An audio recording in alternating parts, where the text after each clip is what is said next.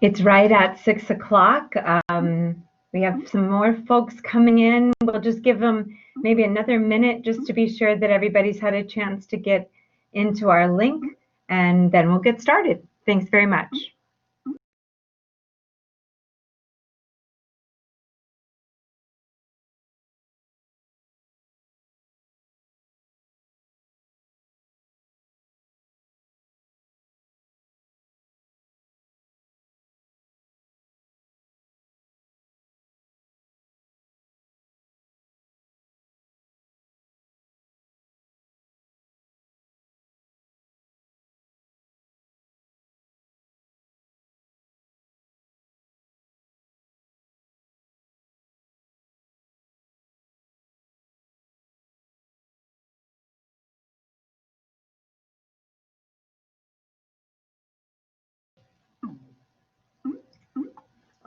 All right, well, welcome to College Night 2020. You know, one of the things I often say about George C. Marshall High School is that I am always amazed that we don't get settled in our ways, and we adapt and decide to change the way we're doing things and adjust. And so we've been given that opportunity for sure this year, and without a doubt, we are doing just that, making changes and adjusting. We're really attempting to treat others the way we want to be treated. That's the reason that we had the evening before classes start next week. And so here we go. My name is Cindy Bleakley. I'm the Director of Student Services, which means I get to work with all of our school counselors. And I really want you to know an amazing team of men and women that we have here at Marshall High School to work with our students. I feel incredibly fortunate to work with these guys. And you're gonna, if you don't already know your school counselor, I urge you to get to know them in this most unique environment. But they are terrific people that have a heart for students and really want to serve you. So I do have a public announcement, and that is a public service is really what I mean. And that is that the snacks this evening are actually provided by your family for you. You can even come to college night as you eat dinner. And we hope that this will be a positive experience for everyone. I want to remind you that your high school record is compiled and created over the course of 4 years. So that's your transcript. So not just 1 year, not one semester, but 4 years of experience. We want you and urge you to focus on what you can control. That's all any of us can do. Everyone knows what we're dealing with. The challenges are obvious even to the college admissions offices. We ask that we all stay healthy, that we take care of one another. I have this little saying in my office, and it says, if you get tired, learn to rest, but not quit. So learn to rest this year if you get tired, but there's no quitting. We'll continue to work as we do year after year, serving our students and supporting you, each of you. And we're actually learning that some students appreciate and are finding this virtual environment to be even more comfortable for them to jump into sessions and learning and being in different college sessions and speakers that Mr. Humphreys is gracious about hosting and giving communications about. So let that be you. Let that be you that will jump in, enjoy, and learn as much as possible during this virtual opportunity that we all have this year. There's a kid superintendent from Reading, Pennsylvania, and he's making this statement, sort of one that maybe we're beginning to learn to live by, or ask you to live by, and that is that grace and not grief. And that's what we're all going to learn more about through this year as we start a most unusual and different year. But we ask that we all embrace and lean into this reality. So know that we're here to serve you, know that we're here to support you, and let's go on with the agenda, which I think you're going to be able to see. Yes, Mr. Humphreys? Yes, here is the agenda, and we have a terrific speaker for you this evening coming from the College of William and Mary. Thank you very much for being here. And then, as you know, just seniors only we're asking seniors and their parents to stay for the last part of the session with each of their individual counselors. And to get us started, we have Ms. Jenna Malora, who is going to take over and go over the next portion of our evening event. Thank you again. Have a terrific evening. Enjoy your dinner.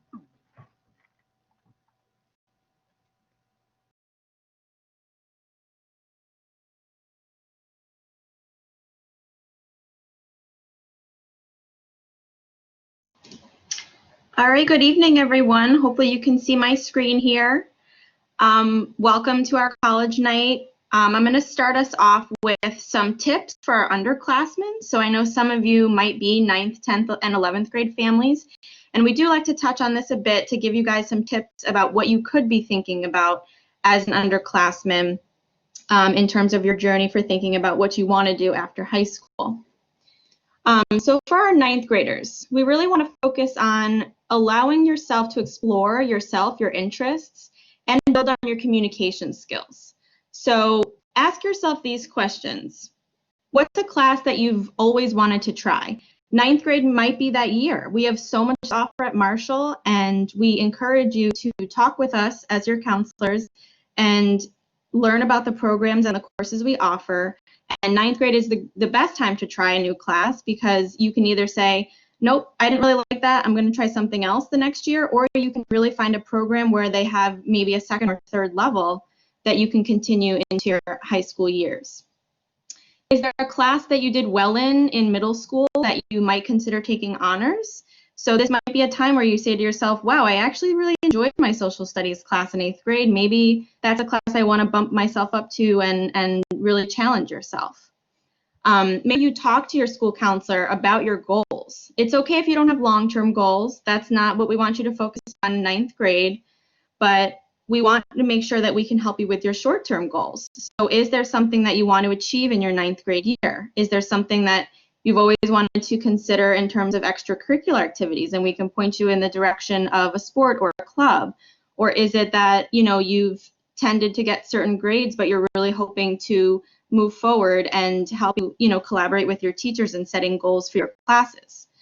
It can be any goal that you'd like, and we'd really like to hear from you what we can help you with.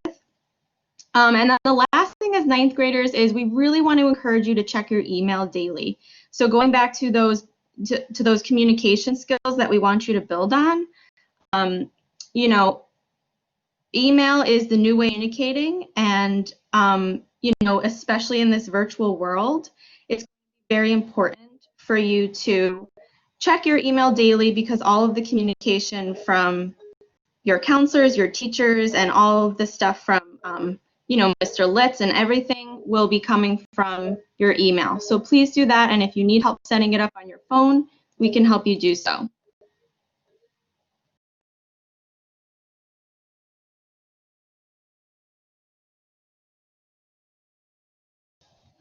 All right, so 10th grade.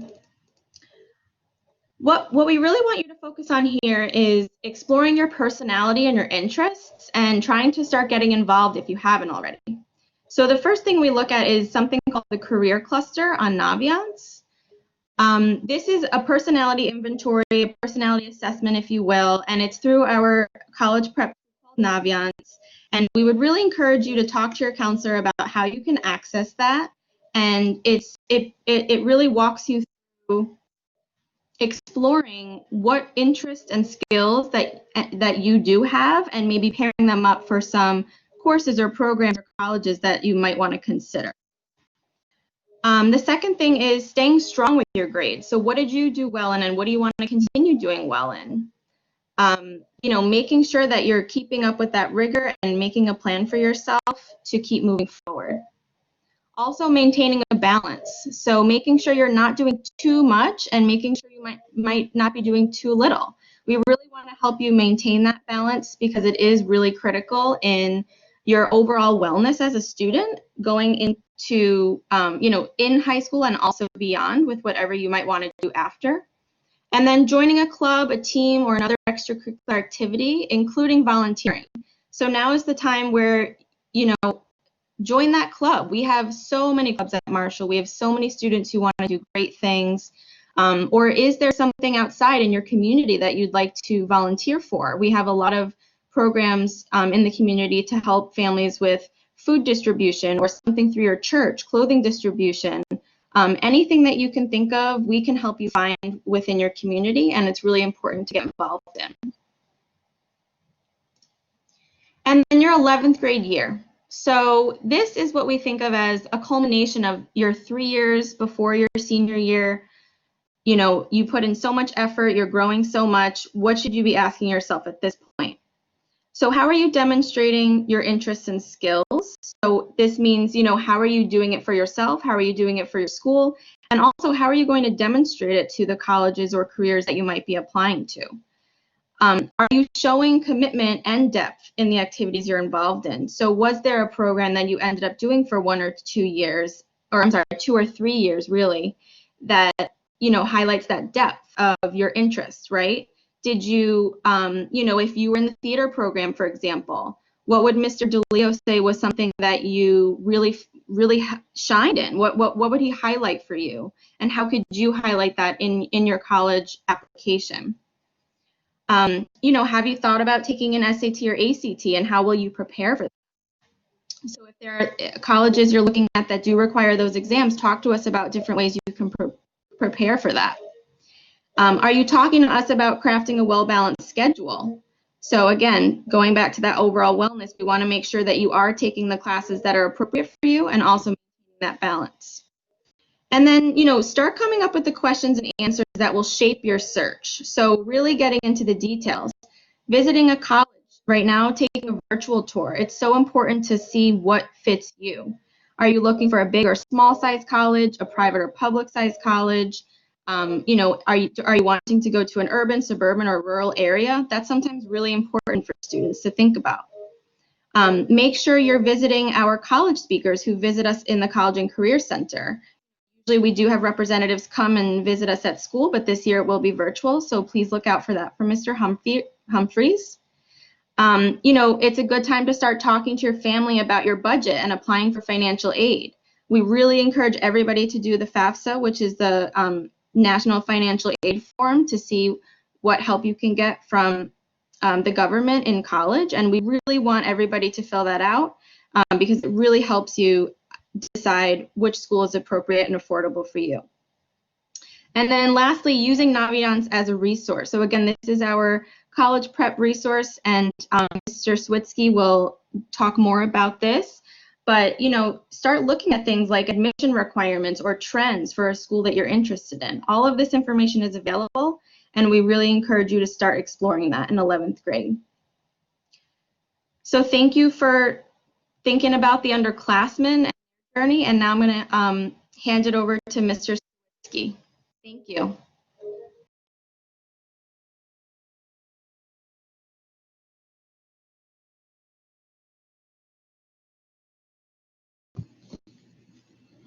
Alrighty. Good evening, everyone. For my part of the presentation, I will be speaking to seniors and families on the application process to four-year colleges.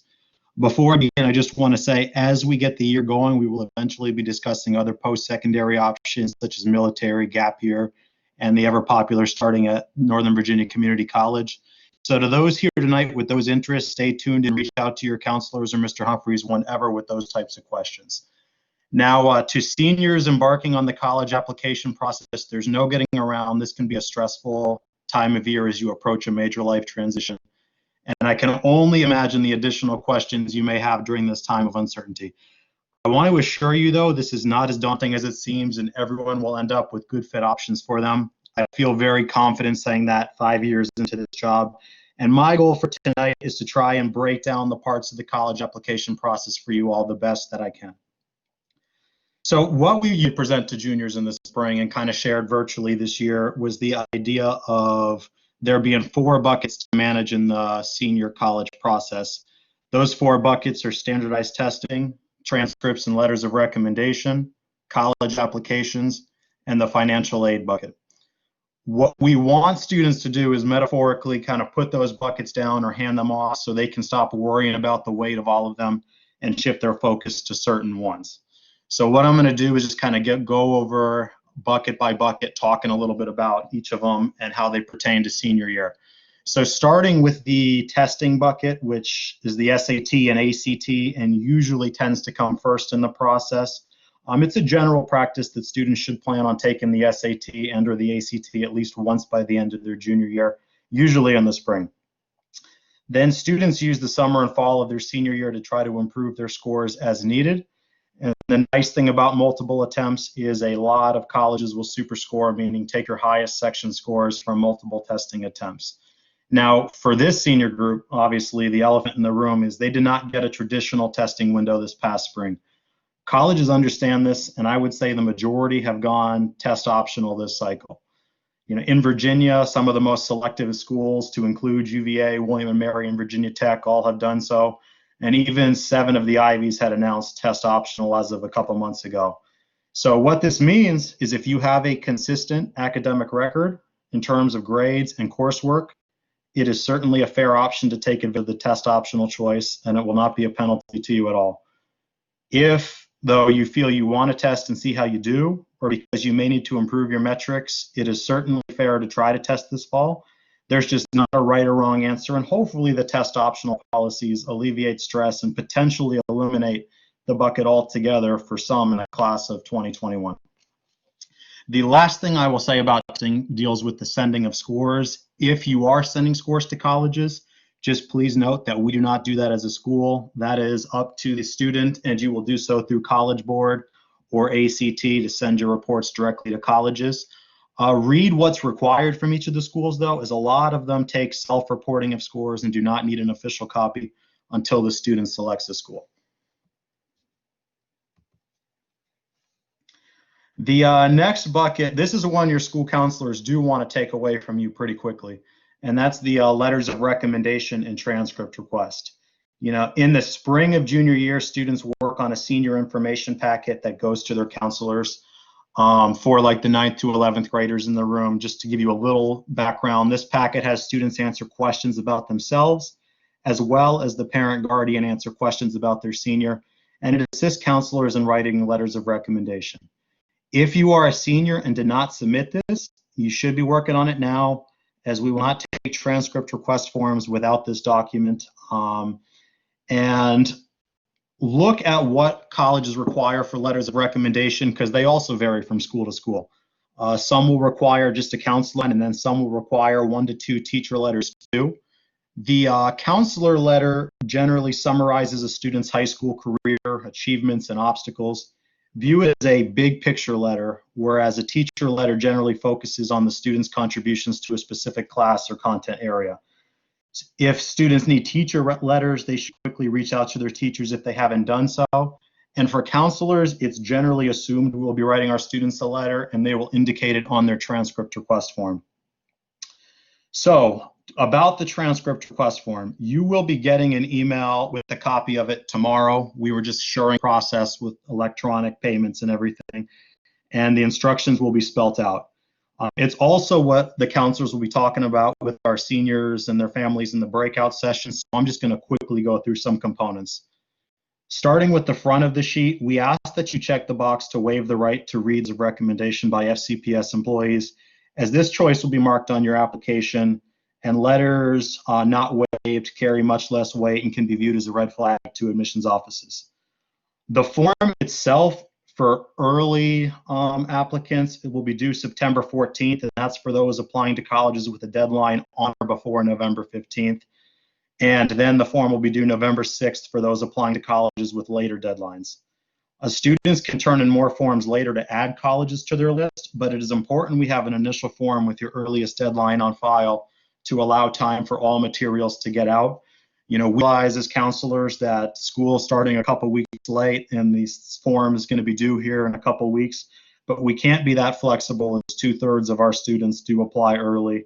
And just reach out to your counselor via email if there's an issue getting that form in. Finally, on the back of the transcript form, which again you'll see tomorrow, it's going to ask you to fill out the colleges you're applying to, the deadlines, the type of decision, which I'll touch on in a minute, and the portal you are going to be submitting your application through.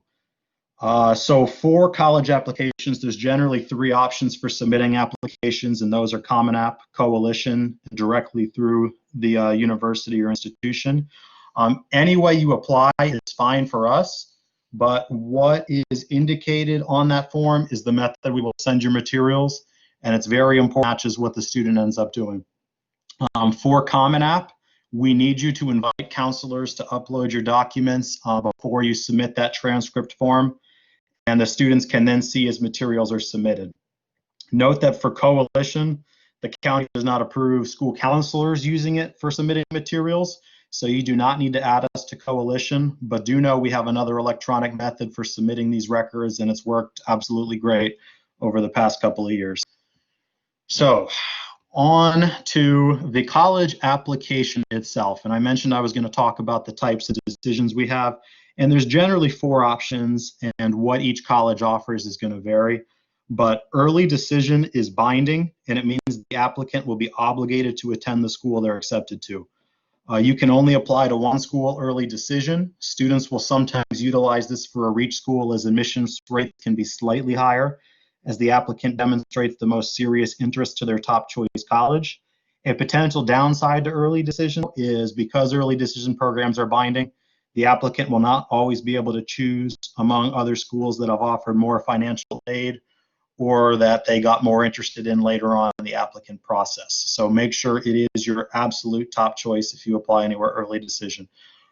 Early action applications allow the student to apply to colleges by an earlier deadline and receive admissions decisions sometime in December or January.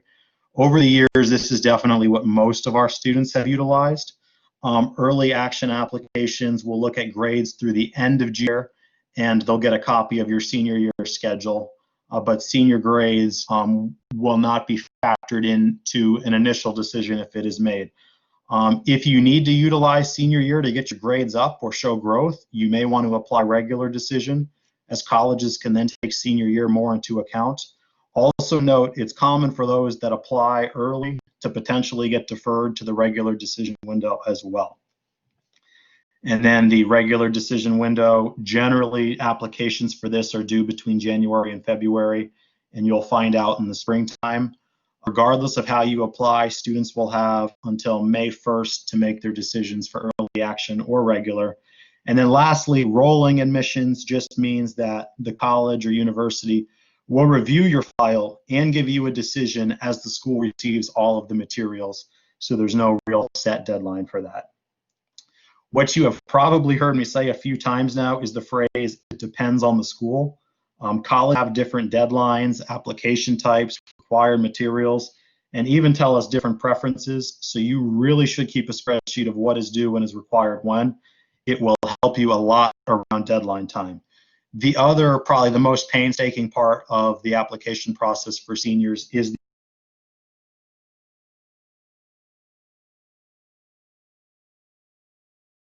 and if a student ever wants to work on them there or have a reviewer read over them and critique them, they'll have that option, and we'll talk about what that looks like virtually. And then finally, the last bucket I am just going to gloss over, and that's the financial aid bucket. Do know we are going to have an evening on financial aid later on in the school year that covers this a lot more in depth. My piece of advice, though, do the FAFSA form early, as even if you think you won't qualify for financial aid, schools often require it for merit-based aid as well, scholarships to the school. So that application opens up on October 1st, and again, more information will be forthcoming on that. The next slide just kind of highlights some of what the support team here at Marshall, your counselors, and Mr. Humphreys in the College and Career Center can help your seniors with. And just kind of going through the bullets. If you're still working on a list of schools, we can certainly talk about, making sure you have a healthy list of applications, and I'll get to what safety, target, and reach means in a second. We work with the recommendations and transcripts, and if any of our students need a fee waiver for the SAT or ACT or for college applications themselves, come and reach out to the counselors, and we should be able to assist you with that.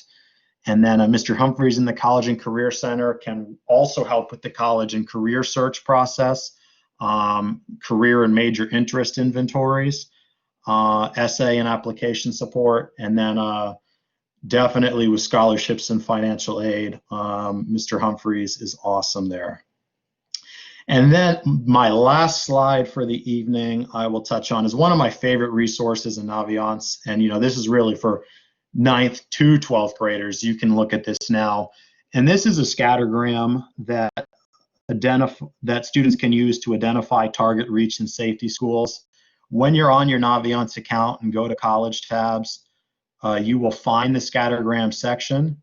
This scattergram shows how Marshall applicants over the past several years have fared with regard to being accepted in green, waitlisted in blue, or denied in red. And you can see the average GPA, SAT, and ACT scores, and how you stack up with the students. So if this example is for James Madison, so if you fall above the ranges and you're primarily among the students in green when you look at your GPA or test scores, it's probably a safety school, meaning you have a very good chance of getting in.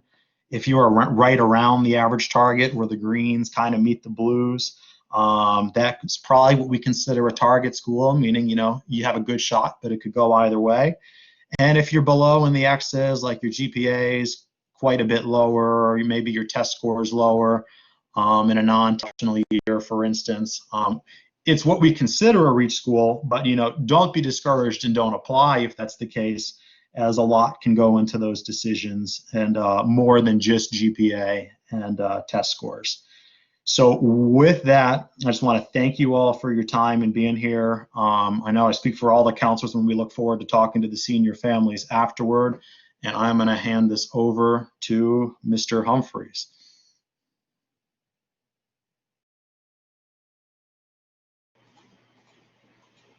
All right. Well, thank you, everybody. Thank you, Mr. Sawicki. So I'm Gardner Humphreys. I'm the College and Career Center Specialist at Marshall. And, I've been thinking about what the sunny side of being out of school. And one thing I really enjoy being someone who focuses on a lot of individual college and career plans is it does kind of free up some extra time. So I look forward to meeting a lot of you, even if it's virtually, because for some sections of the day there's more time to have meetings and one-on-one, and that's where a lot of really good kind of individual college career planning takes place. I'm going to just go over a few of the areas that I help especially with, and so you can differentiate, kind of when to come to me, when to come to your counselor, and the kind of help that I can provide you throughout the year. So a couple things. I do provide some extra help in helping you form your plans or even coming up with the right questions to ask. So my email is right here on the slide, so you can email me, set up an appointment. We can do a video chat, we can do audio chat, or just answer questions on email or the traditional phone call, whichever works best for you. For parents, the website there is the best place to get kind of all the presentation material and a lot of the resource documents. And that's the school website down there that begins with Marshall FCPS. And so I've got a College and Career Center section on there, and that's where all these slides from tonight are. There's a great new resource document for college planning that pulls together a lot of the individual documents that I give out to students on my Google Classroom. And we're migrating to Schoology this year, so I'm going to be offering a Schoology group for students. But parents, this will still be the best place for you to get information. And for students, if you haven't joined my Google Classroom yet, I'm going to type in the join code in the chat, and we're still going to be using a lot of information from that. So that's going to be updated throughout the year. So another thing I provide is also a lot of just ideas. So that's like when you see those two areas on jobs or volunteering, internships, and summer programs. So normally in school, we bring a lot of presenters in during our Learn or the Flex time or throughout the year, but we're going to be doing that virtually as well. And in a minute, I'll show you a slide with some events that are coming up. But for this year, a lot of those events are still to be determined. Of course, school hasn't even started yet. But I just want you to know that even if your plans, are not four-year college yet or even two-year college yet, and for a lot of the younger grades, we're going to be providing you the kind of experiences that you would want to help kind of shape your ideas. And that could be, a virtual volunteering opportunity. We're going to have presenters from the military do sessions. There are obviously fewer paid jobs for students right now, but we're still going to be offering some interview or info or hiring sessions throughout the year. And I think, there are still quite a few good kind of leadership volunteering opportunities out there. And I'll be looking at other ways to provide more online through things like a newsletter that's more easily available to parents as well.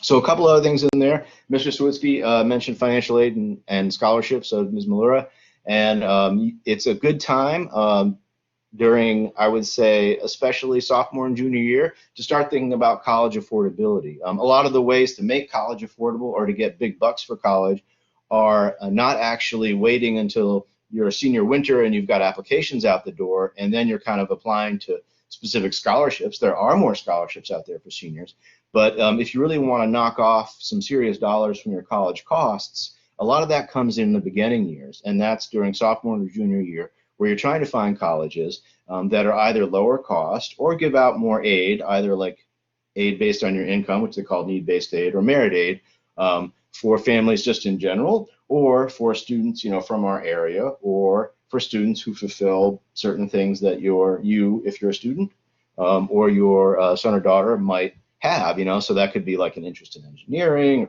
or the arts or whatever. But a lot of that has to come when you shape your college list and not after you apply. So I definitely look forward to helping you kind of shape a college list, which will not just reach your kind of academic and personal cultural goals, but also your financial goals. So a couple of other things on here, just moving through there, test prep. So obviously a lot more colleges are going test optional. A lot of people aren't aware that there have been many test optional colleges for a while, and also quite a few colleges who won't accept the test scores at all. But that said, there still are some that do accept it, even though it's gone down.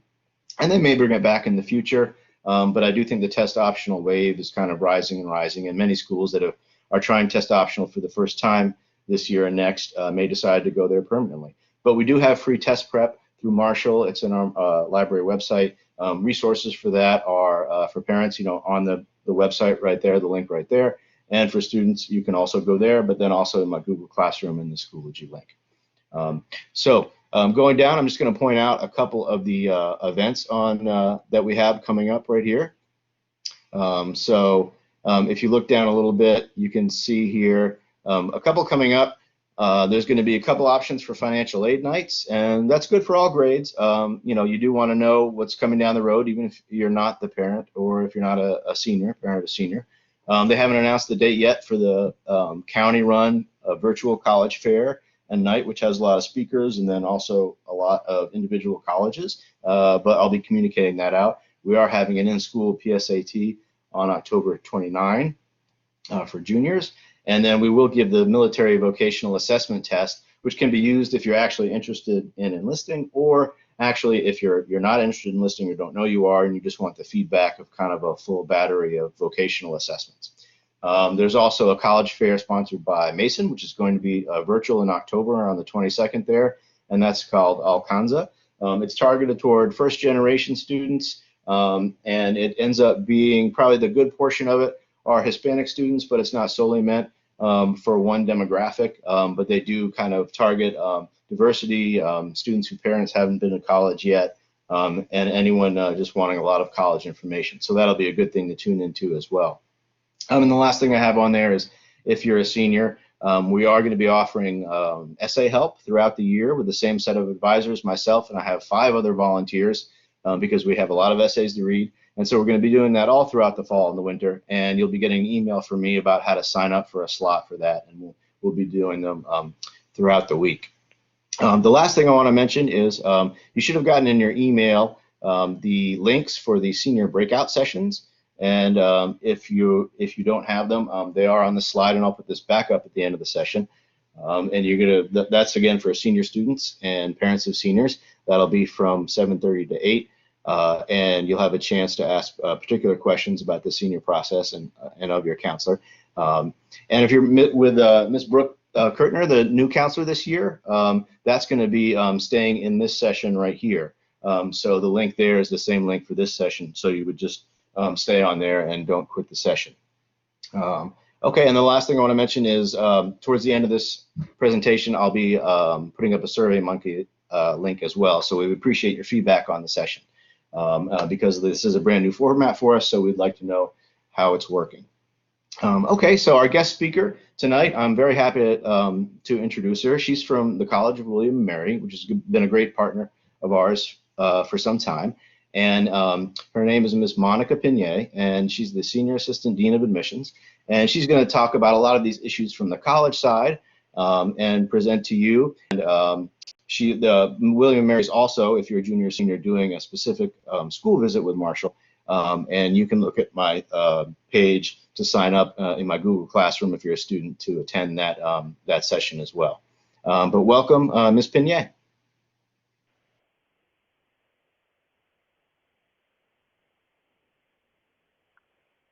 Welcome, everybody. Thank you so much. What everyone has said already, this has been fabulous preparation, so I hope you guys are all taking notes, and a lot of what I'm saying is going to be kind of a emphasis on what your amazing counselors and team have already stated. Behind me, I didn't want to have, you know, one of those fake Zoom backgrounds, so I decided to travel to Asheville, North Carolina, so we have the legit mountain background behind me. I'm going to speak a little bit about William & Mary specifically, but I'm going to try to make it as general as possible and surely, you know, talk about all of those helpful things that students, parents, support systems can think about while you're preparing for college. So let me get my screen up real quick. Again, my name's Monica Pinier. I'm the Senior Assistant Dean of Admission at William & Mary. Students in Northern Virginia, Northern Fairfax, Fairfax County Public Schools are my assigned region, so yay. As a former DC resident, I'm really excited to work with this population. I also work with transfer students, homeschool students, and Spanish-speaking international students. So let me go ahead and share my screen. Here we go. So again, I'll just talk lightly about William & Mary. So William & Mary is the second oldest institution in the United States right now. So Harvard beat us out as number one, but that's okay. We have first for some other things like the first honor code, law school, some fraternities, first modern foreign language program. And for being so old, we're a little over 300 years old, established in 1693. We've had a lot of time to grow.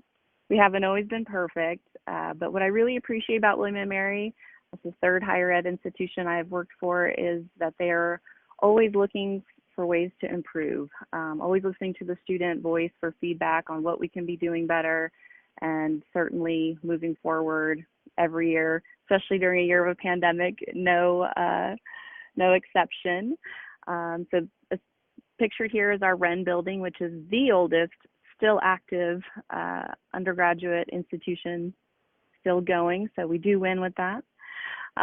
Why William & Mary? Again, if you're considering multiple colleges, that's fabulous, and you should be. You know, no one school is perfect for everyone. William & Mary isn't perfect for everyone, but I'm going to kind of talk about what kind of things you should be looking for when you're considering a college. So William & Mary, we're considered a mid-sized institution, so you'll hear this from, you know, other college visits that you might be doing, whether they're small, mid-sized, large. We're just under 6,500 undergraduates, a little over 1,600 per class.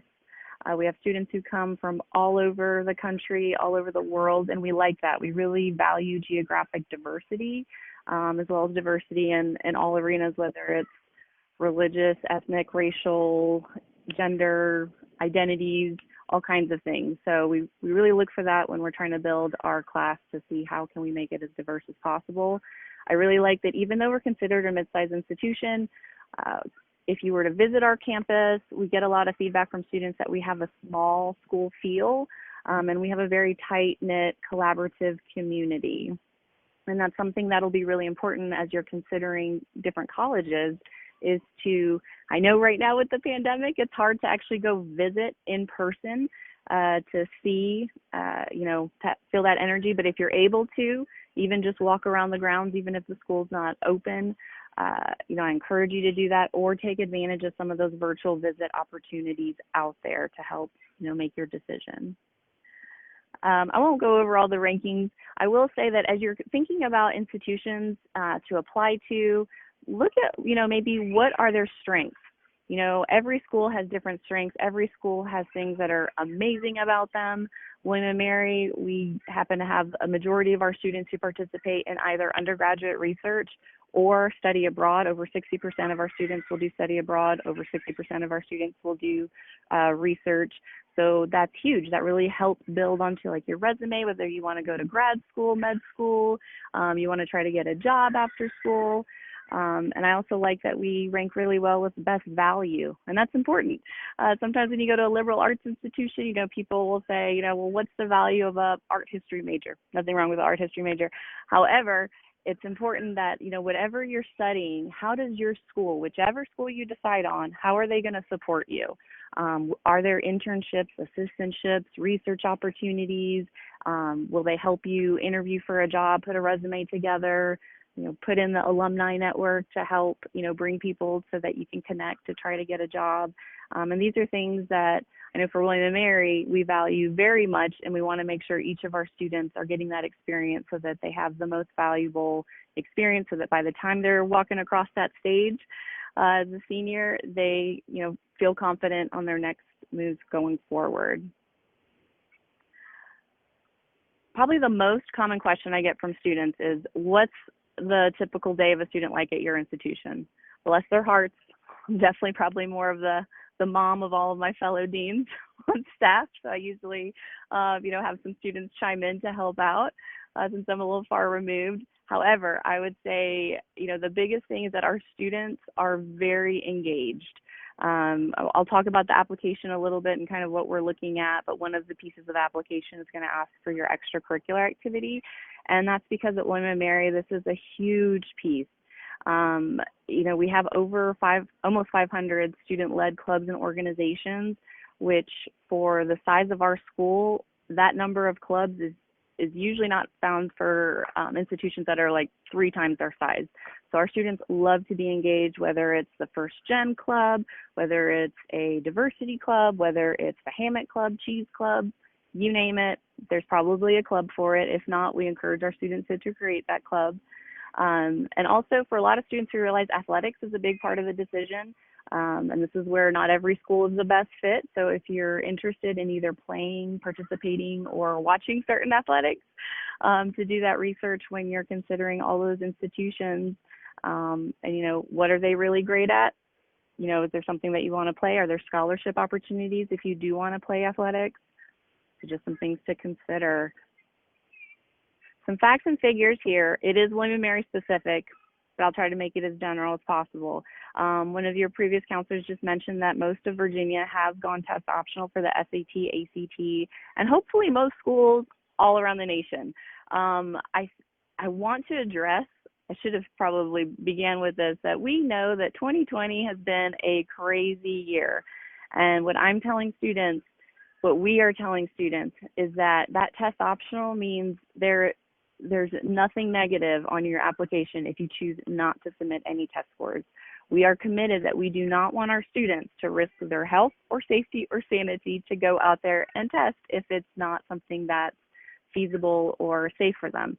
So for the next 3 years at least, so even if I don't have seniors on this call right now, juniors, sophomores, we want you to know it will stay test optional, likely maybe even more in the future, but we have committed to being test optional for at least the next 3 years, understanding that the pandemic has really affected a lot of those resources, that whether it's test preparation or just ability to take a test. And again, just wanting to make sure that our students stay healthy and, not have to be so stressed out about having to submit a test. Now, if you've already taken a test and you're super proud of that score, then certainly you're welcome to add that. We have what we call a holistic application review process. So what that means is basically anything that you submit we'll take into consideration, but if you didn't submit something like a test score, then that's not part of our consideration. So again, just want to emphasize, as a fellow mom, I get it, and I don't want students to get too worried or anxious about that. William & Mary, every institution is different, but William & Mary, when it comes to merit scholarships, We apply those automatically during the admission process, so you don't have to fill out a separate application. And so for students who are wondering, well, does that affect if I get a merit scholarship or not? Don't worry, it's still optional, test optional. We will look at other parts of your application, and on my next slide, I believe I'll talk about kind of what those parts of the application are. When you're looking at schools, considering different schools, there's something called an admission rate, meaning however many applications we get, how many students are actually approved or accepted for admission. So of course your Harvards and Yales and some of those Ivy Leagues are going to be super, super elite admission rates, you know, maybe 5–6%. William & Mary is considered a selective, not elite selective. And so our admission rate is about a 38%. Earlier, one of your counselors mentioned early decision. During our early decision process, our admission rate is slightly higher, so it's closer to 40–45%. I will say I did pull Marshall's information from last year, and out of all of our applicants, we actually had a 55% admission rate overall, meaning 55% of the students were accepted. So you guys have a higher than average acceptance rate because your teachers and counselors do an amazing job. So kudos. And so those are things that you want to think about and consider when you're looking and creating your spreadsheet. That was a great idea by one of your prior counselors who spoke. Create a spreadsheet, kind of look at those admission rates. Something else that you want to look at when you're considering schools to apply to are, you know, how many of the courses are taught by faculty and what is the student to faculty ratio. This isn't important for everyone, but it can be important for a lot of students, whether, you know, some schools have, you know, your first 2 years of classes, you walk in and they're those huge, like 300 person, you know, auditoriums. You may not get to know your professor so well. Some students love that, which is great. Some students don't. They really want to have that kind of smaller feel. And at William & Mary, we have a pretty small faculty to student ratio. 1 faculty per 12 students is our average. We do have a couple of freshman level classes that might be, you know, up to 100, but that's usually the exception, not the norm. We're also really proud that every single one of our classes, 100%, are actually taught by a faculty subject matter expert faculty member, not a teaching assistant. There are teaching assistants that help out in other ways, but they're not teaching the course. Okay, the middle column, I want you to just kind of take with a grain of salt. So again, you know, this presentation is created, you know, before we went test optional. That was kind of what our mid 50th percentile SAT range was. However, I just want to, again, emphasize we are test optional, meaning if you choose not to submit a test score, we understand why, and that's okay. Certainly, when you're doing your Common App or Coalition App for William & Mary, or, you know, whichever application for whatever institution you're looking for, there's always going to be an additional information section, and certainly encourage you to maybe discuss in a few sentences, you know, why you weren't comfortable doing the SAT or ACT or anything that because of the pandemic, you know, caused something different that maybe you had planned to do for this year. Overall, admission is going to look very, very different this coming year. And, you know, really the theme overall as admission advisors and deans, we've just been banding together to say, how can we make this less stressful for our students, more reassuring? So I hope that helps. The GPA, certainly want to take with a grain of salt. We only look at GPA in context with your particular high school. And again, William & Mary specific, this could vary by institution. So we only look at, you know, earlier someone mentioned that, you know, your counselor is going to send over a recommendation, and they're also going to we're going to get a school report. So we're going to see, you know, at Marshall, you know, the top GPA is a 4.5, for example. And so we are looking at for students who might be kind of towards the top of that, you know, on average, I think for this area, we do kind of hit that 4.0 to 4.4, but it can just vary year by year. Another really important thing, I'll touch on this too when you're considering different institutions, is to look at the freshman retention rate and the graduation rate of the different institutions you're looking at. What does this even mean? Retention meaning, do the freshmen who come, do they stay? there's something in higher ed. It's well studied, well researched. It's called the freshman dip or freshman melt. Sometimes, when students may not have figured out that it was the best fit for them, or maybe there just weren't the proper supports in place, or there could be a multitude of reasons why they didn't feel like the institution was the best fit. And so you might notice this when you look at your institutions that you're researching. Look at the retention rate.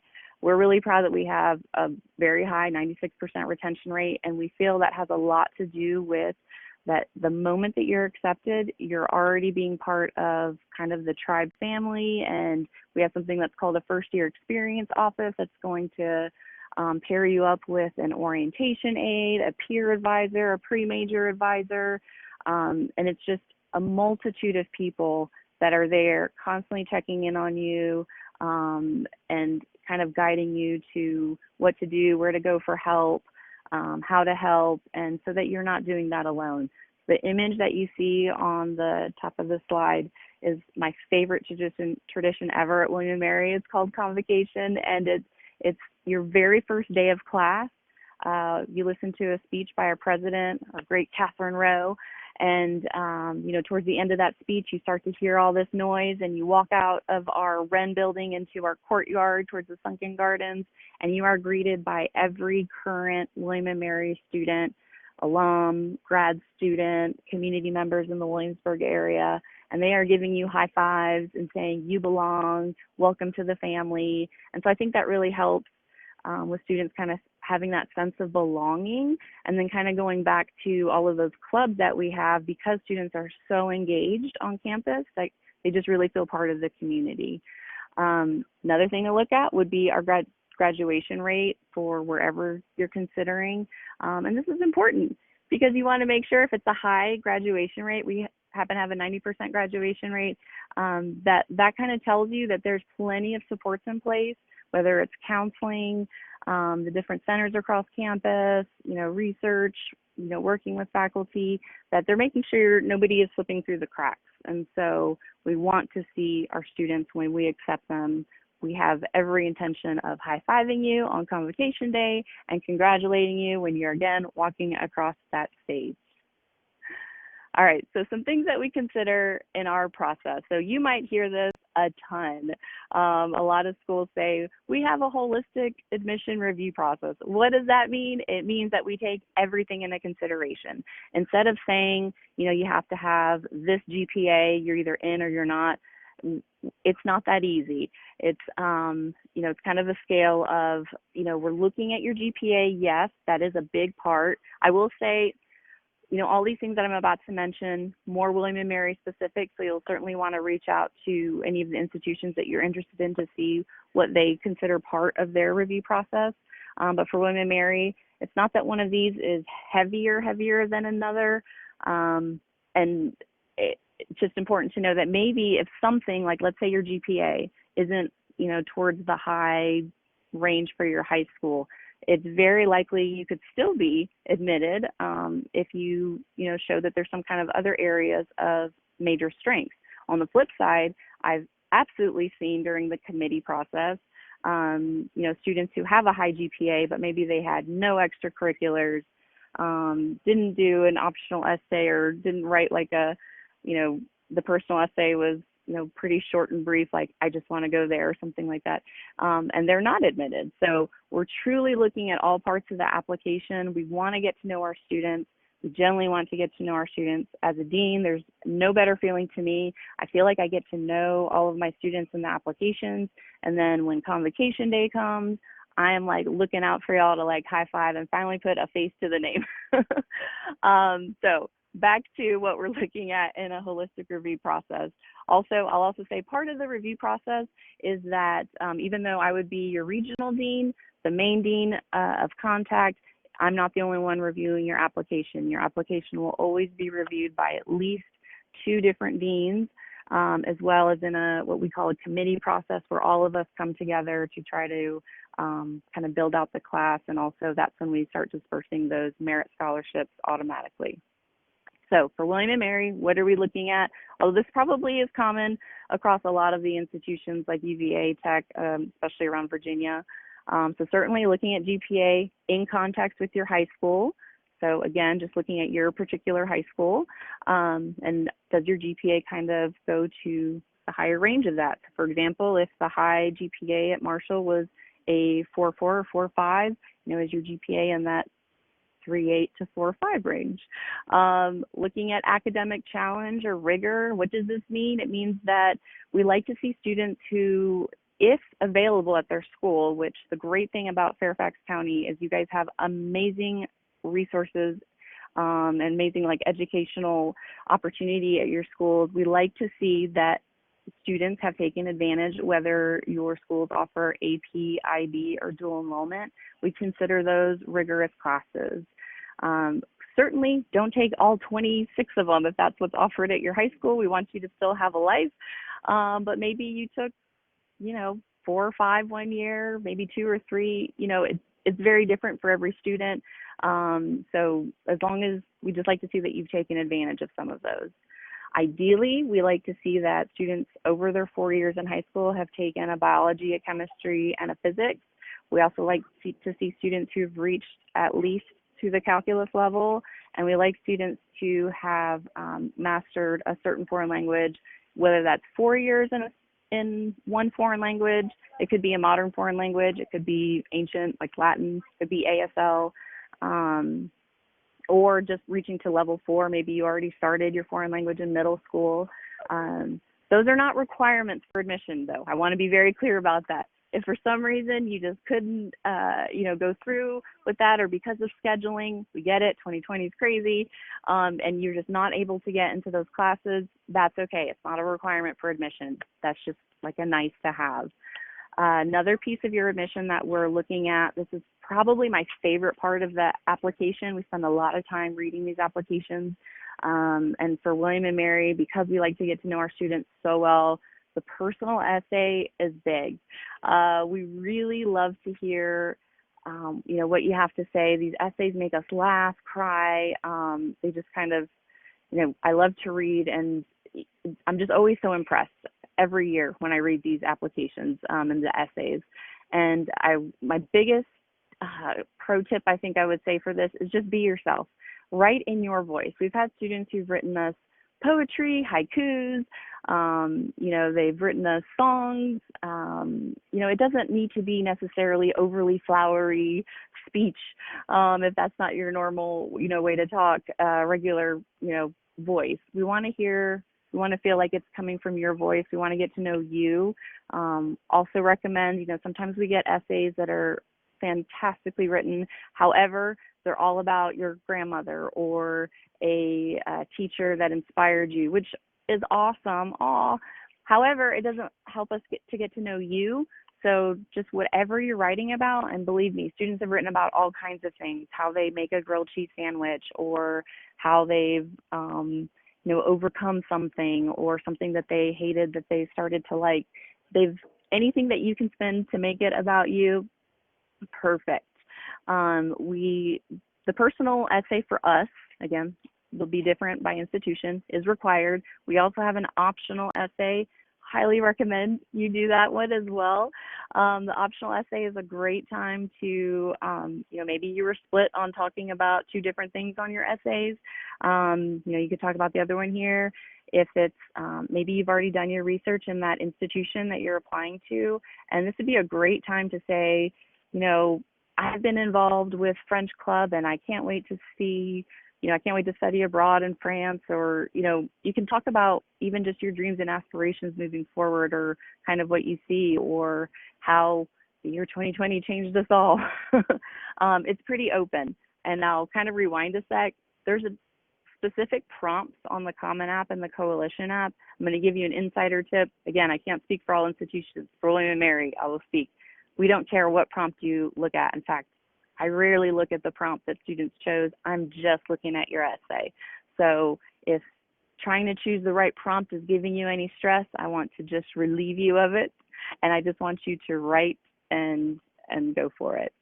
It was mentioned earlier, but we do require a letter of recommendation. This definitely is very different institution by institution, so I can't speak to all, but for William & Mary, we only have one requirement, and that is from your school counselor.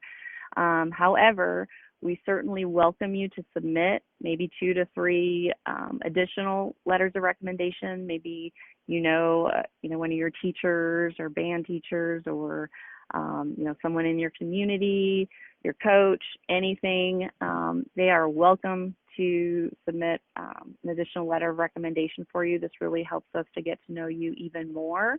We've had students send much more than 3, like maybe even 20 letters of recommendation. We'll review them all, but we also like to have a life, and we can usually get the gist that after, that second or third one, that you're pretty amazing. So to help keep you not have to be so stressed about asking for so many letters of recommendation, 2 to 3 is perfect. That's great. We're also looking on your recommendation at your extracurriculars. Kind of going back for William & Mary, being involved is a big part of our campus culture. We're in Williamsburg, which in itself has kind of got that colonial, historic, quieter feel. But I like to say that our campus is kind of a city within a city because, not during a pandemic, but during normal times, there's something going on every single night, every weekend. We're a largely residential campus. And kind of going back to, having almost 500, student clubs and organizations, we love to see how you've been involved. Now, before I go further, I realize that in 2020, there hasn't, you probably may not have been able to participate in a lot of extracurriculars because of the pandemic for safety reasons. That's okay. I want to reassure you, we're all going to understand when there may not be a lot listed for 2020. We'll just kind of look at maybe what you did your freshman, sophomore, junior years a little bit more, or what you were able to do your senior year before the pandemic hit us all in March. So again, want to reassure, it's okay. We understand. But what we are looking for in extracurriculars, we like to have what we call depth and length, meaning something that you've been involved in more than just a day. Obviously, if it was a day experience and it was meant to be just a day, then that's great. But, if you're a part of a club, that you've, been part of it, for the past few years, we'd love to see that you have some leadership positions. Certainly, you don't need to be the president of every single club out there. But, leadership and maybe a couple or a few that are, close to your heart. So that's basically what we're looking at for extracurriculars. Also want to add, sometimes I have students who reach out to me and they go, Miss Monica, I wasn't able to be in any of my school clubs or organizations because, right after school, I have to go home and take care of a sibling or a grandparent, a million other things, work for my parents' business. That's absolutely an extracurricular. That's something that you're doing outside of school that's helping your community, helping your family. So certainly don't be afraid to be proud to put that stuff on there. I feel like that speaks volumes about some of our students. So even during this time, I've had students who said they've had to, work because their parents have lost a job during the pandemic. And that's huge. So anything that you've done outside of school for some time, please list it. We love to hear about it. And again, I just want to stress that standardized testing is optional. So if you don't submit it, don't worry. It will not be used against you at all. And if you have submitted it, then, if you have taken it, then you are certainly welcome to submit it. So it's basically everything that we're looking for in our holistic review process. We also welcome, there's something called Slide Room when you're doing the Common App or Coalition app that you can use to upload. Let's say you play violin, or you're a dancer, or you're into theater, or you're an artist. You're welcome to use Slide Room to kind of upload these pieces so that we can add to your application by getting to know you by what you do, like these pieces of art. And that's always really cool when we receive those. By all means, not a requirement. We also have had students who have mailed us items, maybe kind of that relate to their essay. This past year, I had a student who wrote an essay about how she, built balloon animals, and to my surprise, she mailed me a package, and it was, these little balloon animals, and I thought that was absolutely precious, and it really helped, kind of match, maybe some of the quirkier essays, which we love, and, something, tangible, which is really, really cool. But again, no pressure. It's okay if you don't want to submit anything, through the mail or through slide room. Again, anything that you don't submit is not used against you in any way. And I'm going to talk about some other ways that you can also get involved. Some schools use what they call demonstrated interest, meaning, if you've participated in like a senior interview or an event, an information session, they kind of document that to kind of say, oh, well, this student definitely seems very, very interested. William & Mary, we do note if you've done those things, but that's just kind of a smaller part of our review process, because we understand that due to equity, location issues, not everyone can always participate in those. So we don't want to invalidate that for people who couldn't do it. But if you're able to do it, then that's another thing that we can certainly add to that holistic process to say, oh, well, they also, I think they would come because they've gone to all these events. So what should you consider during your college search? Your counselors are already doing an amazing job preparing you on what to think about. So I just want to add or reiterate some of those points. Main thing, what do you want to study? And maybe you don't know, and that's 100% okay. I definitely didn't know right out of high school. And that's one of the things I actually like about William & Mary. We don't actually admit by major. We don't have students declare their major until the end of their sophomore year, because we see the studies and how much students will change their major those first 2 years.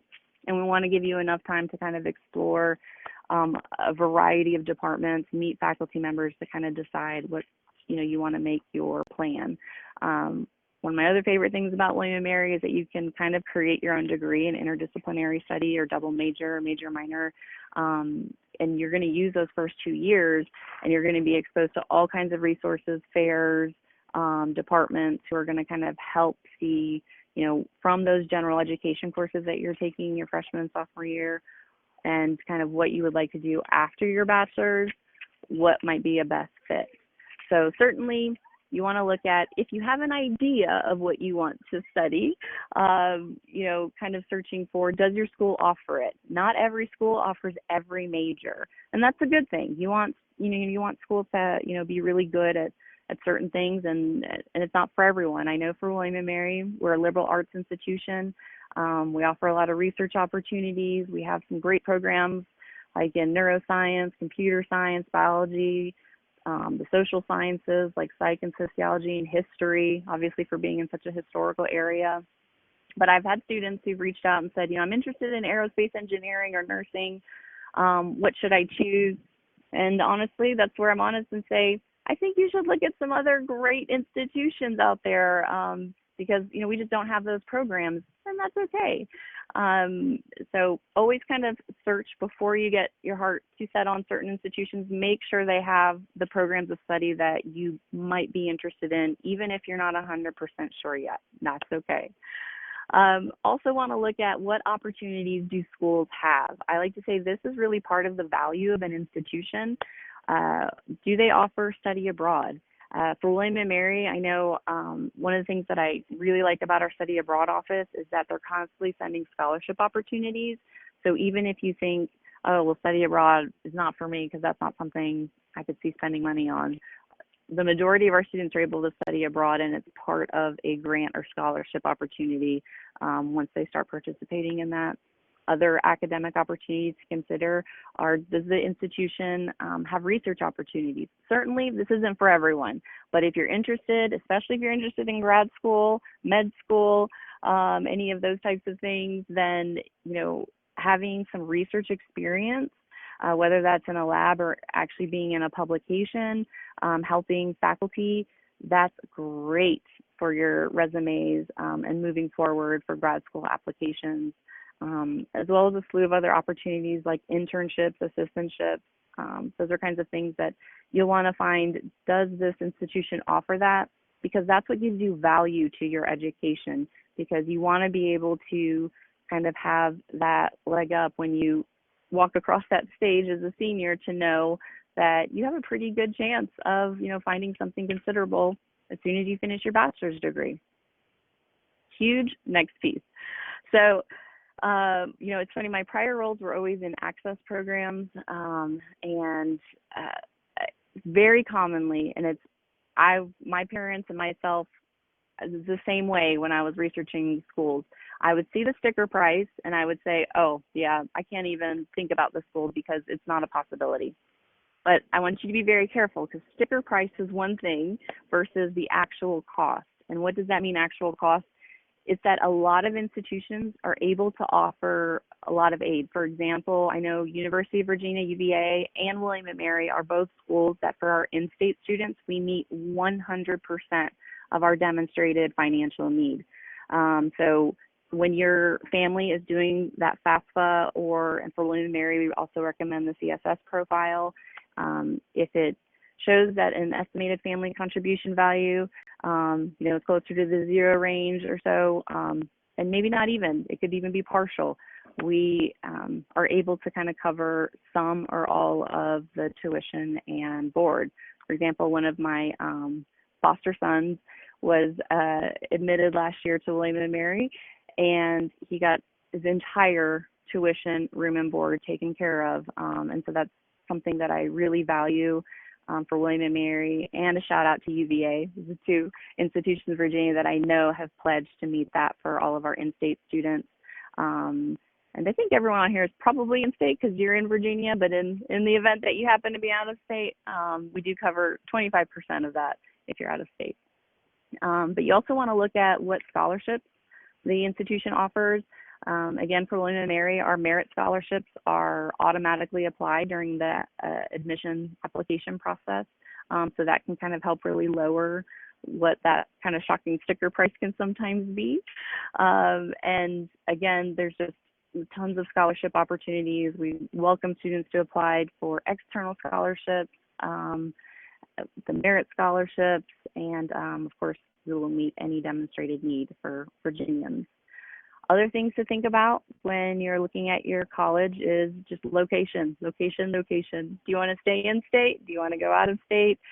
Do you want a really large school, small school, you know, private school, public school, suburban or in a city?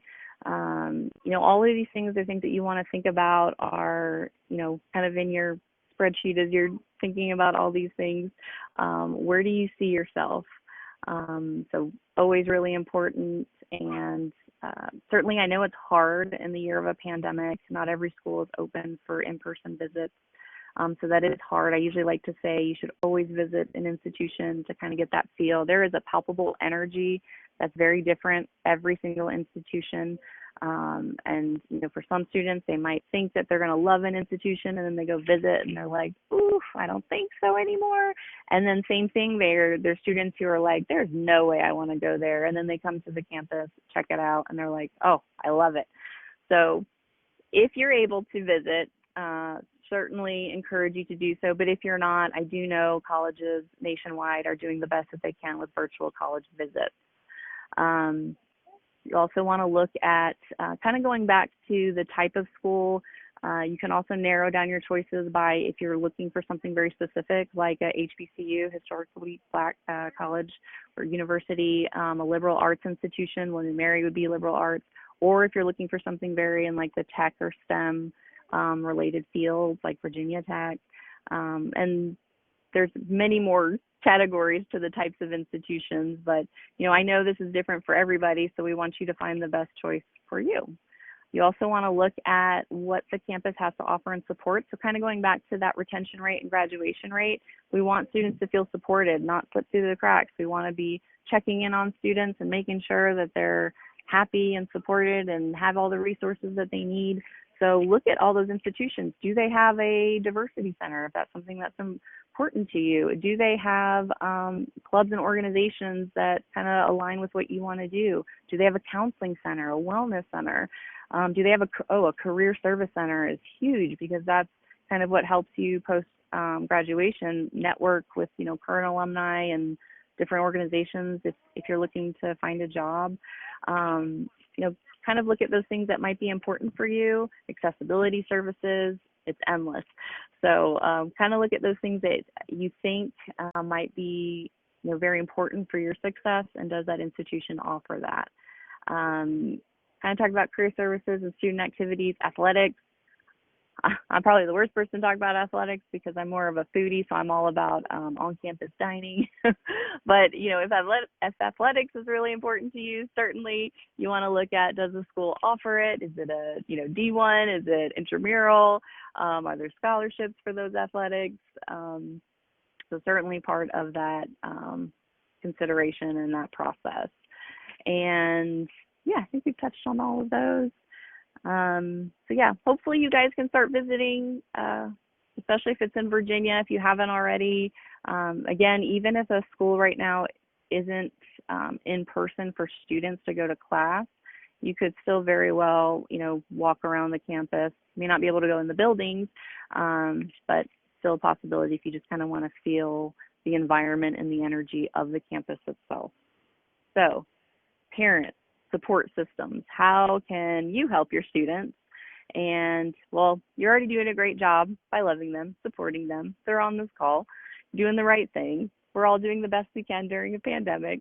But certainly it's just supporting them on finding the right fit. I hear all the time, especially from, William & Mary alum, I want my kid to be here so bad. But, if I talk to their student and they're like, I don't want to be there, you know what? That's okay. So sometimes we just have to support what they want and what maybe they don't want, and that's okay. This was touched on earlier, and I can't emphasize the importance of this enough, is to really discuss affordability. Completing an application is not easy. It's not for the faint of heart. You will get a great option at the end of it, or options, but you definitely want to complete that FAFSA and CSS profile, look at scholarship opportunities, but you definitely want to have a realistic conversation on, if offered admission, is this something that we could do? We all know there's a huge student loan issue in the United States right now. And so, you really want to, have a frank, honest conversation on what schools, if accepted, are a possibility and which, may not be worth. I don't ever want to say don't apply to a school, but you just want to have these conversations, because there's nothing more heartbreaking than for a student to go through the whole application process. We admit a student, and then we get a response like, I would love to, but we can't afford to be there, and it breaks our hearts. And I know it breaks the students' hearts. So definitely, I know it's not an easy conversation to have, but it's a very important one to have. Certainly want to talk about location as well, especially in the age of the pandemic. Kudos to all the parents out there who had college kids this past year who had to kind of on a whim help get their students home as quick as possible from all over the country. So, talk about location and what that, are you comfortable being on the West Coast if you live here in Virginia, students? Do you want to be kind of close to home but not too close? Do you want to be in that urban environment or rural or, kind of in between? So location is important. Location is also important when it comes to tuition costs, because especially for public institutions, there's going to be a much higher cost for out-of-state tuition versus in-state. So we're very lucky in Virginia. We have tons of fabulous institutions to choose from that make that in-state tuition quite more affordable than if you were to consider out-of-state. Also, parents, if you can help research career outcomes, there's nothing wrong with students who want to sometimes major like in art, and sometimes parents will talk to me and they're like, please help her think of something else. Like, I'm worried she's not going to find a job. But these are things that we can think about now, and there are. And I think this kind of goes back to looking at, what does the school offer? There's nothing wrong with majoring in art or art history, or I don't know why I'm playing on art. Art is wonderful. But think about, there's a big difference with students who, might major in things that some people, especially parents, are like, oh, she's never going to find a job. That the difference is what supports are at that institution while they're in school. Our art students actually do wonderful. We have our own art museum on campus where our students are, constantly the guest artists. There's assistantships, research opportunities, study abroad that are very specific, and all these things kind of add internships. They add to that student profile so that once they're done, they're much more employable and have a lot more opportunities versus a student at an institution who kind of didn't take advantage of any of those things and is just kind of graduating with that degree and kind of starting, kind of fresh with trying to find opportunities in that field. So definitely evaluate, help your student kind of research what those schools have to offer in those departments. Not every single department, whatever it is, biology, psychology, are the same. They're going to be very different school to school. Biggie here, parents, student support systems, if you can, encourage your students to be as proactive and communicative as possible. I love to hear from parents. I'm a mom myself. I get it, and certainly don't mind. However, certainly encourage you to also have your students reach out. There's kind of sometimes when we get so many emails from a parent, but we don't receive a single message from the student, it kind of doesn't hurt. It just love to hear more from the student, because we want to make sure that this is a place that the student wants to come to, not just the parent. So encourage you to, certainly you can talk about, hey, son, daughter, whoever, this is what I think you should ask them, or maybe you can help them think of the questions to ask, but encourage them to reach out via email, because we really like to hear from the students themselves, and kind of develop that relationship with them, because that helps us when I'm looking at an application and I can go, oh yes, I remember this student. That's fabulous. She's reached out to me a ton. So encourage your students to reach out directly. However, I don't want to say don't reach out to us. Absolutely reach out to us. Just kind of be aware of that balance there, because you're trying to have your students become more independent and, responsible for their education. And they're going to get there with your help. So can't plug that enough. And this next point, I know the pandemic has really put a wrench in this, but if you are able to tour a campus, I can't emphasize enough how important, how helpful this is. But certainly many college campuses are offering virtual opportunities in lieu of this for safety reasons. Again, I don't want you to risk any safety to go visit anywhere, but if it's nearby or it's accessible, you happen to be on a car trip, going down to Williamsburg or Blacksburg or Charlottesville, maybe you're able to just kind of walk around a bit and see. So for William & Mary, we do have virtual visit opportunities. A lot of these opportunities are going to mirror the same things offered at other institutions. We have daily information sessions every day. For us, it's from 3 to 4, Monday through Friday. We do have virtual campus tours. We have a YouTube kind of playlist of our great student, Hank, who kind of helps you to tour through the campus and give some of his student perspective. We have high school senior interviews. Unfortunately, at this time, they are full at the moment. However, highly recommend if your student is interested in doing an interview with a current William & Mary student, they can be added to the wait list. So, and we've utilized the wait list almost every single day for these interviews. So sign up for the wait list if you're interested in that. We have different access events, like events that are specifically for students from diverse backgrounds, or students who are interested in certain fields, brand new students, transfer students. So certainly research what maybe some of those events might be for the institutions that you're looking at, so that you can start getting engaged right away. We have leadership institutes as well. We have class visits. Obviously for this semester, they're not going to be in-person class visits, but we hope to resume that as soon as it's safe to do so. But we're hoping to have virtual class visits where, using a link, you'll be able to kind of see, kind of watch a current William & Mary lecture. We have things like Fall Focus, which are very major based. So if you're interested like in history or international relations or physics or computer science, things like that, you can kind of sign up for a very specific session to kind of learn more about that program and speak with current students who are in that major. So you can kind of get that one-on-one time with them and perspective, and it's very interactive. We have various student panels, STEM panels, and transfer events, meaning if you happen to go to Nova at Northern Virginia Community College, for example, right out of high school, which is an excellent option. We have events. I'm also the dean of all transfer students and work with those students to come on over once they're done at Nova. Also want to touch on, this is William & Mary specific, but something that you can ask, any of your other institutions that you're interested in. If you don't get in right away, admitted, maybe you're waitlisted or denied.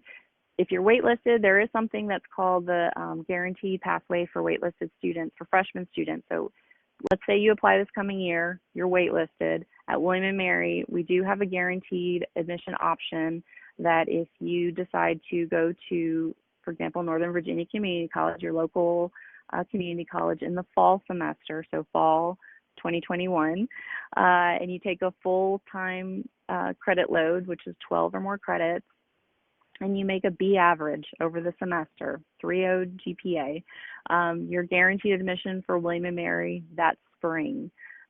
So currently we have about 40 students this coming year participating in this, so we're really excited. This is a brand new pathway that we're offering.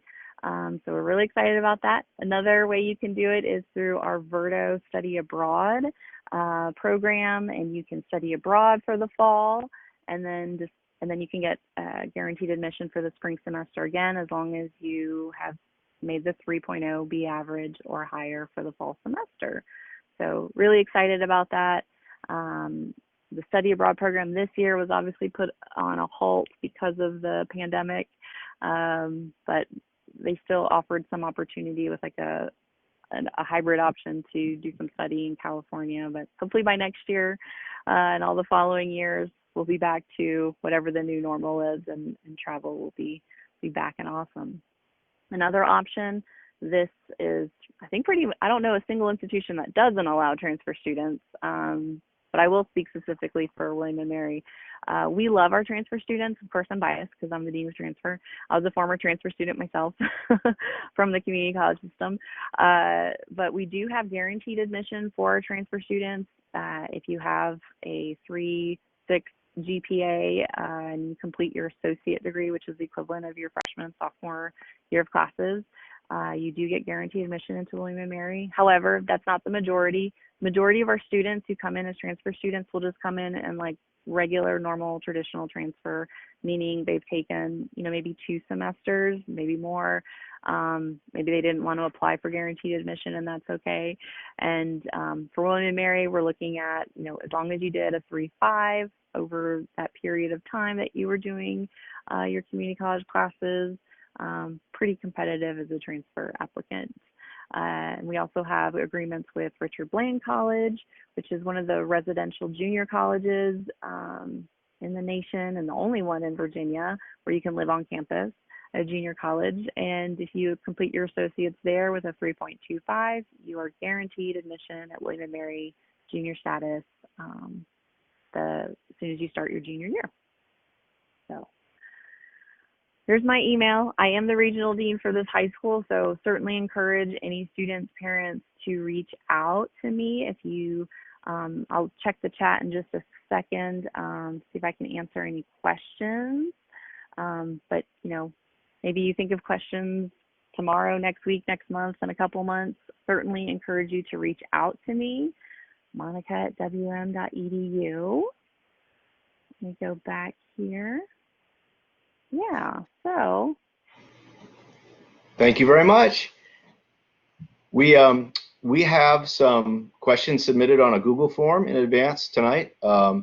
Sure. We're just about to kick over, but I want to thank Ms. Pinier very much for her time. That was a great presentation, and we'll see you again when you do your Marshall virtual visit on October 5th.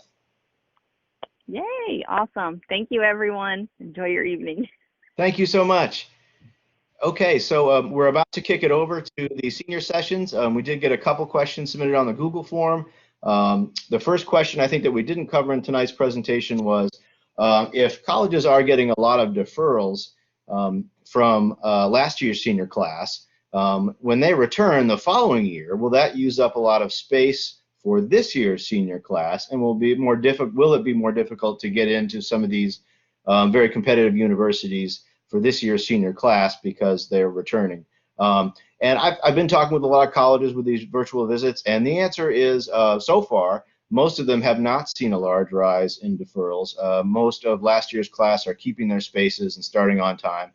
Some colleges, for instance, I was talking with William & Mary, they did have a slight increase in requests for gap years or deferrals, but they've been able to manage it and create extra housing space on campus, and they're adjusting class sizes and offerings, so they do not expect to reduce the freshman openings for next year at all. And that seems to be pretty common. But if you want to check for certain, you'd want to check with an individual college and see if it is having an impact. But mostly so far, I've seen no.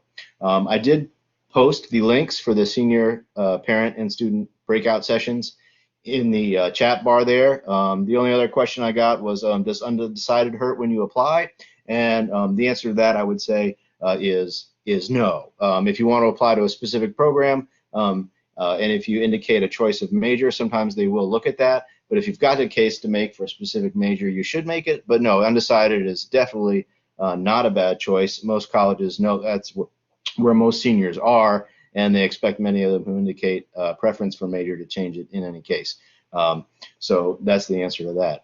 With that, Ms. Blakely, would you like to kick us over to the senior sessions? Thank you very much. We really appreciate you being with us this evening.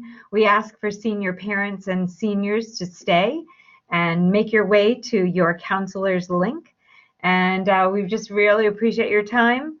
Look forward to seeing you in your classes on Thursday morning. Tomorrow morning, your SIS account goes live, and you can see your courses at that time. Contact the link to schedule change if there is an error in your schedule. Thanks again. Have a great evening. Let's go, Marshall. Next steps.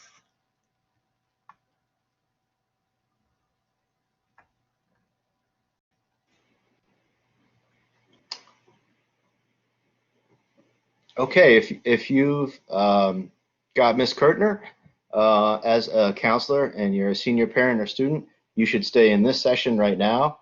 I'm going to go over to the settings and enable you to ask questions in the chat bar.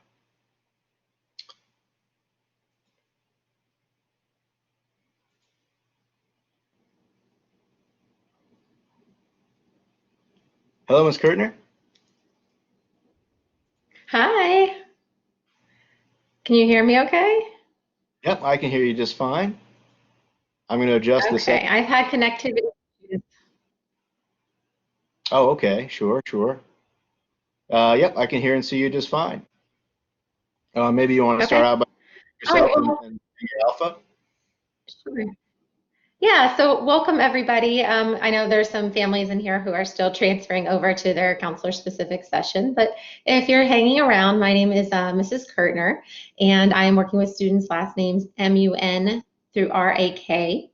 And specifically, I am here to help answer questions along with Mr. Gardner, just about any other questions you have about the college application process or where to get started. A few things I just wanted to note before we get started. One of my goals for the next week is to create a sign-up calendar for my seniors so that we can chat face-to-face. Obviously, I'm going to be writing letters of recommendation, and I have enjoyed reading all of them over the summer for the kids who submitted on time before school is out in May. And I have some questions. I am so inspired by what I read and connected with so many of you. And in meeting with you face-to-face or virtually, I guess, I'm hoping to kind of fill in the blanks, get the big picture so that I write a very thoughtful and meaningful and helpful letter for you. So in the next week, I have given myself to create that sign up, and then I will share that with you via email and probably through a parent and a student email, so you both have access to that information. And those meetings will be held most likely during either your lunch period, sometime on Mondays, and after school, so that it's not interfering with your classes, because your priority is to be in your classes. What else do I want to touch on? Again, I feel like I've put my email out there and it's now officially on the website, so The easiest way right now is to email me questions or concerns or anything, and give me 24 hours to respond back to you. And I think that's what I needed to share tonight, but now I'll leave it open to you all for the questions. That sounds great. And while we wait to see if we have questions, did you want to post that slide you had with the QR code? Oh, I thought you were doing that. I'm sorry. Oh, okay. Sure. No, I think I can get it. I can do it. Do you have it handy? Okay, great.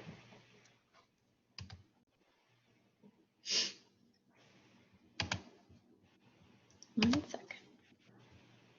While you're getting that set up, can I just be sure that only Mrs. Kirtner's families have stayed in this room, because other counselors are waiting for you to come to their room?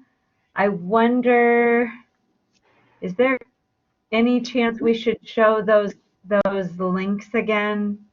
Yeah, they're right there in the chat bar still. They're If in the anyone chat. wants to Awesome. click on them. We've got Okay.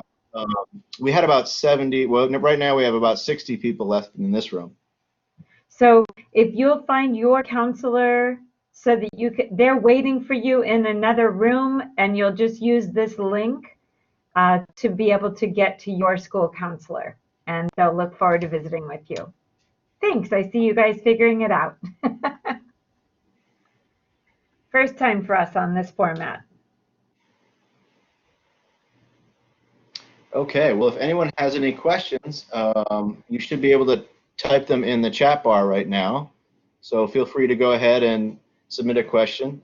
We can't enable the audio or the video for you in the large group format here, but you should be able to post a chat question.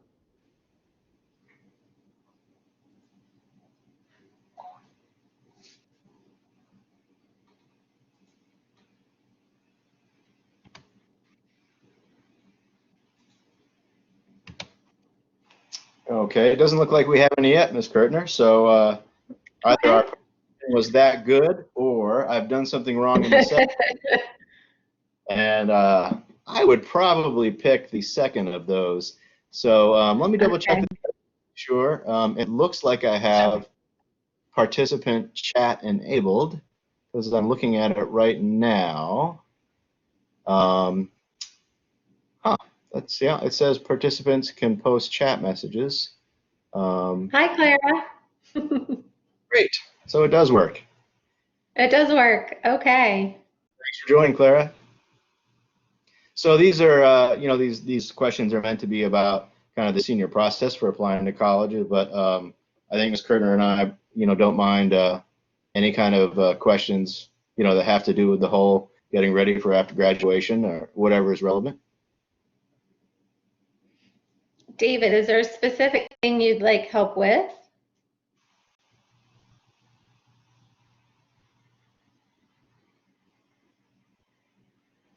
All right, we'll come back to David.